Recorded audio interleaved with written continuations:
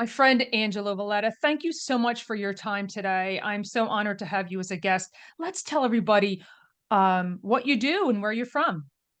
Thank you so much, Francesca. And it is an honor and a privilege to be here with you today on this podcast. Thank you so much for having me again. Really today, Francesca, I am currently president and CEO of a technology investment firm to where we invest in early stage organizations as well as established manufacturers, as well as in our ecosystem supporting incubators that really kind of spur those early stage organizations. So we assist those incubators from a monetary perspective. And then when they graduate from those incubators, we're able to bring them into our ecosystem to be able to support and help them grow. So that's what I'm doing Excellent. today, Francisca. And let me tell you, I'm having a blast. I have to pinch myself every day to say I'm doing something that I love to do and I'm getting paid for it. So it's all Oh, good. God. Yeah, it's all good. And what's the name of that organization? Did you say that? I did not. It is Ben Franklin Technology Partners of Northeastern Pennsylvania. We're headquartered in the incredible tech ventures ecosystem.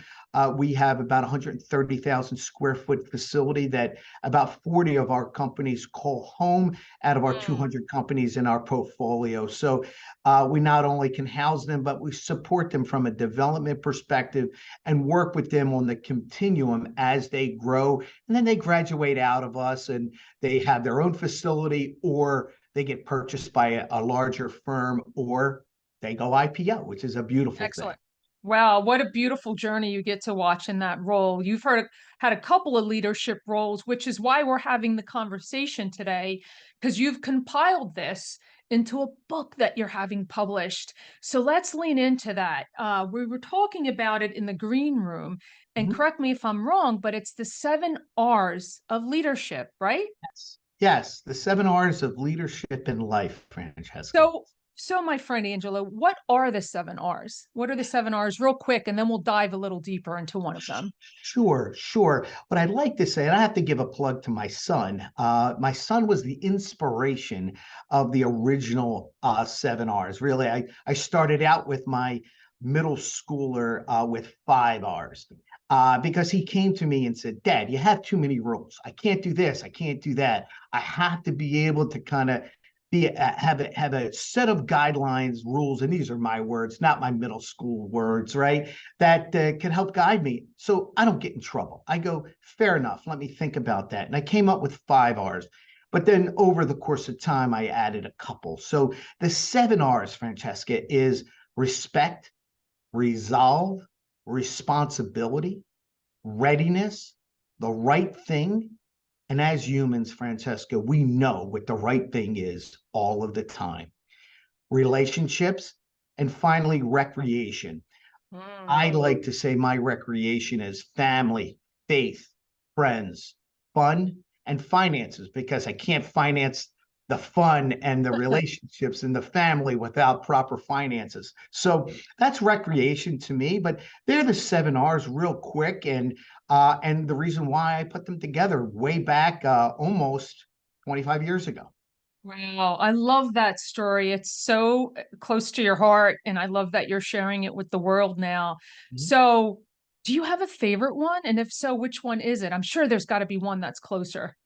Well, it sure is. It's the one I Okay. fail at probably every single day, Francesca, and that's resolve. And right for me, resolve is ensuring that you have that centeredness in yourself, right? It's while you're traveling on the Schuylkill Expressway. Many of your podcasters will know what the Schuylkill Expressway is. Mm. It is one of those roads that's jam-packed 24 hours a day, 7 days a week. And then Yes. you have the knuckleheads that are going in and out and weaving in and out, and you get frustrated and you don't give that person the benefit of the doubt. You don't have that empathy. You want to lash out.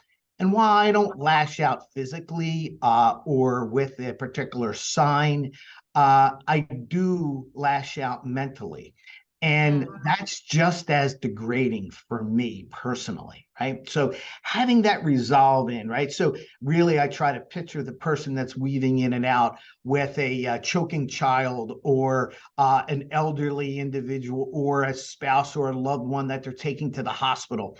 I give that benefit of the doubt so I can kind of bring my back to a centered environment that allows me to get to a better place. So Yeah. that's the reason why I like Resolve. It's because I fail every single day, and it allows me to keep improving and so forth. It's so important, Angela. What I find so fascinating about interviewing people like yourself in this virtual environment, driving comes up a lot. And the frustration that we get, from the knuckleheads going in and out. But to your point, when we shift our mindset, as you so eloquently stated, it's so important for us to come back to center because we really don't know what's going on in other people's lives. Emergencies, it could be anything. It's It could be exactly. anything. So let's give them the benefit of the doubt and try to resolve our own road rage within ourselves, right? Yes, yes, for sure, for sure. Yeah. So let's talk about another one. There were so many incredible R's there. We have time for a few more. Sure. Absolutely. I also like readiness, and that comes really originally from my son, right? You know, big time soccer player, got a soccer scholarship to college and so forth. He played at a very, very high level in clubs and so forth.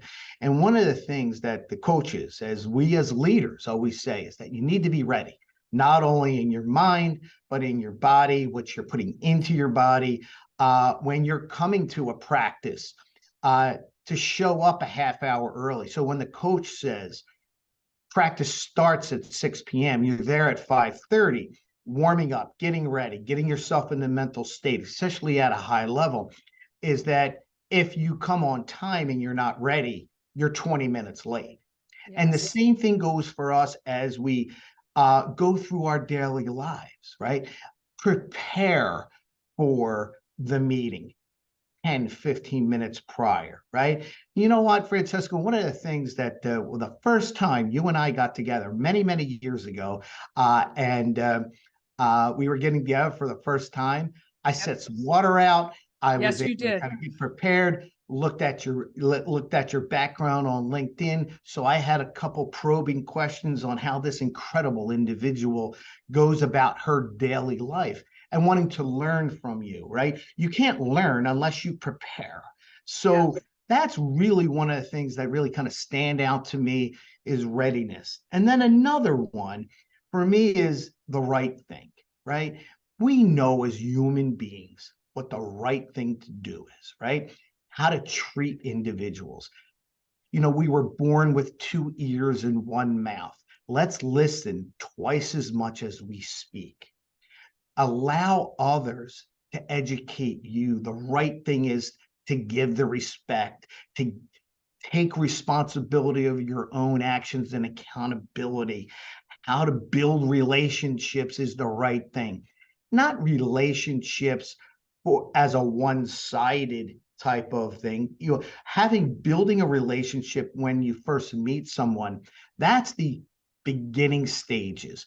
And then you start to cultivate and water that relationship, right? As it Yeah. starts to grow. And then the maturity of a relationship, not only from a business perspective, but that's also in our personal lives as well, right?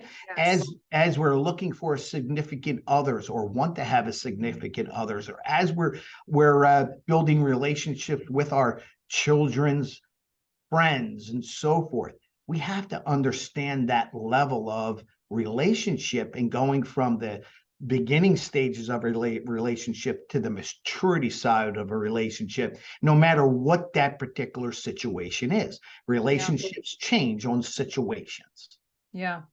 Brilliant, Angelo. Thank you for sharing. And I think we could tie, that second principle into the first one, because I also believe, getting back to road rage and readiness, if you leave your house late for something, and then you get angry at the other people for not going through the yellow light, or for not, being aggressive on the road and cutting, that is something we have to bring back to ourselves. So it comes back to that initial point and resolve. I want to do the best that I can, which means I need to back up the time to see how long it takes for me to get ready and to leave the house and get to where I need to go, and put in some cushion for timing and other things. It is a lot of planning that we're talking about today, but it's in the importance of all of this. It all comes together when we allow it to make time for it. Absolutely. And one of the things people will say, well, and just like you, I like to prepare. So I like to get to where I need to get 15, 20 minutes ahead of time, right? And one of the things that I try to do is meditate 2 or 3 times a day, right? Mm. 15 to 20 minutes, just get myself in a centered state and do my thing from a mindfulness perspective, right? So the thing that I do is when I get to a place early and I'm prepared and I have enough time, I'll sit in the car or I'll just lean up against a tree and I'll meditate and I'll get myself in the right state of mind. And when I'm able to do that, who I'm meeting with, the business situation or personal situation, honestly, it becomes much more meaningful because not only am I meditating, but I'm also preparing at the same time. Your mind just generally just goes into that state to allow you to prepare. So don't think it's a waste of time. Think as that it's a tool to be able to better the situation that you're going into. Wow, that is so impactful. I love that you shared that, Angelo, because I truly believe that meditation is important. And I love how you present that. Like, that's why I get there early, to prepare myself for my time and to become centered. And that's why all of our meetings are so incredible. I get it. I get it. But it's important for everyone else that perhaps have poo-pooed meditation and said, "Oh, that's too woo-woo," or "That's just not Mhm. for me," or "I don't have time." We all have time. It's a matter of prioritizing it, right? And you know what, Francesca, meditation doesn't have to be in the quiet, really kind of getting cleansing your mind and your body and things of that nature. It could also be sticking in the AirPods and listening to your favorite music. And I don't care if it's rock and roll or if it's a symphony or an opera, you're cleansing your mind. Meditation is what you make it, not what someone else makes it. So if you like music, listen to music. If you just want to hear the ocean, there are so many apps out there that just has a continuous loop of waves hitting the ocean. Or maybe it's a monotonous, just a fan running. That's Right. okay. It's what you make of it, not anyone else. Right. It's so important to understand it's what feels good to you. We Sure. want people to feel good. So I love that. Let's pull out one more R. This has been so wonderful, and Sure. share that. Sure. It's tough for me not to talk about relationships, but so I'll add relationships and recreation together, right? Because I really think they go hand in hand. While they're two separate R's, they really are joined at the hip, right? So you can't really enjoy yourself from a recreational perspective if you don't have the right relationships in your life and you don't have the right relationship with yourself, right? Mm. And I'll kind of stop for a second and say the most important relationship is to ensure that you have that relationship from within your individual, right? So for me, faith is a big part of my life, right? So for me, my relationship with my God is extremely important, and how I cultivate that on a consistent basis. And recreation for me talks about faith, family, friends, fun, finances. All those kind of go in together, but the springboard is the relationship that you have with yourself and others on a consistent basis and how you cultivate those relationships. That's really the R's in a nutshell. I think I touched on every single one of them. Probably not respect in a whole way, but guys, come on. At the end of the day, We know we're supposed to respect each other. You give respect, you get respect. 7 habits without respect is not 7 habits, right? That's right. It's That's probably one right. that needs the least amount of explaining because we know how to respect and we know the right thing. Right. That's the key from that standpoint to ensure that you're being centered at all times. Wow. That was so fantastic. I love how we summarized that today, Angelo, and that you're in a position where you get to share all of this information with leaders, established leaders, Mhm. up and coming leaders. I love that you're in the position that you're in with everything that you do. And so, with everything that you do you have a favorite piece of clothing or accessory that helps you become empowered in your work? It's funny you say that. I'm going to say yes, but if I could say one thing before we move on to that, Of because I'm going course. to tie it in, is that the 7 R's, folks who are listening, these are tried and true tested habits, right? So I have mapped my 7 R's to the 7 habits of highly successful people. Many, many, many people know about Stephen Covey's work from that perspective and years of study. I also have mapped it to the 7 virtues of the savannah. It's Yogi Raman's Indian mantra that is outlined really in The Monk That Sold His Ferrari. Uh, a great book to read, I listen to that. I try to listen to it once a year. It kind of, again, brings me centered. So I mapped the 7 R's to those things. And I think it allows me to be able to answer your question honestly. For me, and I don't think it's going to be a surprise to you, Francesca, it's cufflinks, right? Yeah. I wear cufflinks every single day, right? So casual for me is not wearing a suit. Part of who I am is my dress, a nice starched shirt, a suit, a sports jacket, and some slacks. Always, always will I have cufflinks on when I'm doing business. And I probably have about 110 pairs of cufflinks, from flags that I'm wearing today, because I'm wearing flags from Flag Day to the 4th of July, as I honor our great country that we live in. So something that I do, just again, just a centered mindfulness thing for me, right? So it's flags right now. And if I showed you my cufflinks, they'll be flags.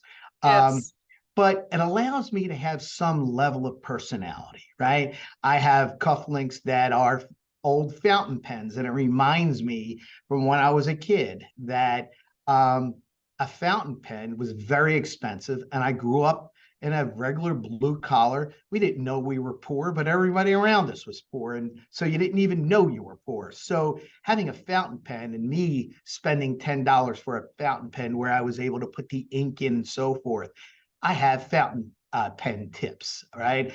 I have Ben Franklin $50, right? So, but my favorite, Francesca, and I know you're going to ask me what my favorite Yes. um, is a gift from my daughter Amanda, who, by the way, the book 7 R's of Leadership in Life is really a group effort to where I put my rambling ideas down on paper, sent it to my daughter. She put it in a cohesive uh, um, uh, document.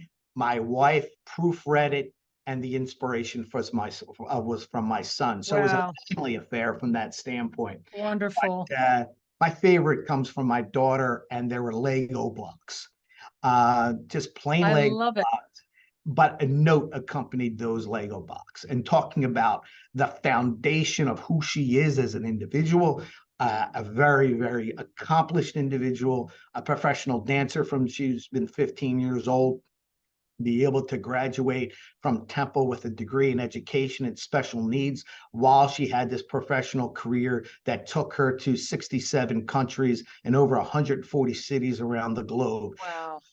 That, to me, I almost get choked up when I wear these Lego blocks. And normally I wear them when I am talking strategy to my board or talking strategic initiatives within the organization. It gets me, again, just a centered mindfulness from that standpoint. I know I rambled a little bit, Francesca, but I wanted to That's make sure okay. I got that all in. So It was all very necessary and important. It certainly touched my heart.